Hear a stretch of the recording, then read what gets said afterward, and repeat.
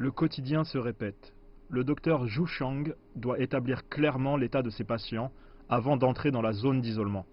Ses efforts et ceux de son équipe médicale au cours des 2 derniers mois à Wuhan ont porté leurs fruits. Un grand nombre de nos patients n'ont désormais plus besoin de ventilateurs suite à nos soins et traitements appropriés. C'est actuellement l'un de nos principaux axes de travail. Selon la Commission nationale de la santé, 8 équipes médicales ont été assignées à l'hôpital de Tongji, dont le docteur Zhu et son équipe de Beijing.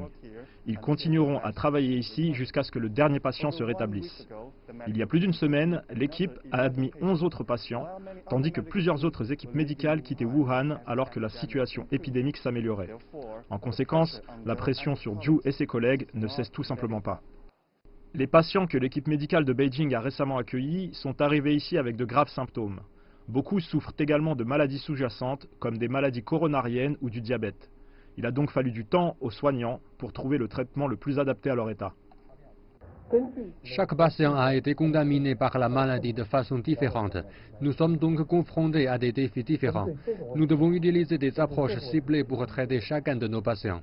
Le Covid-19 est nouveau pour tous les médecins. Le docteur Zhu et son équipe ont acquis de nouvelles connaissances et une nouvelle approche dans le traitement des maladies causées par le virus. Mais le médecin indique que ce sont des thérapies de base qui sauvent la vie des patients. Par exemple, vous ne pourrez pas les sauver si vous ne savez pas comment procéder à l'intubation trachéale, utiliser des ventilateurs, soutenir leur circulation et maintenir leur tension artérielle à un niveau normal ou filtrer le sang en cas d'insuffisance rénale. Nous sommes arrivés à créer et former une équipe qui a très bien réussi dans la coopération multidisciplinaire, ainsi que dans la coopération entre médecins et infirmières.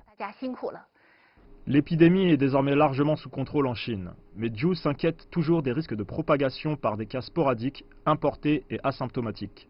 Mais il se déclare prêt à mener une nouvelle bataille contre le virus, si nécessaire.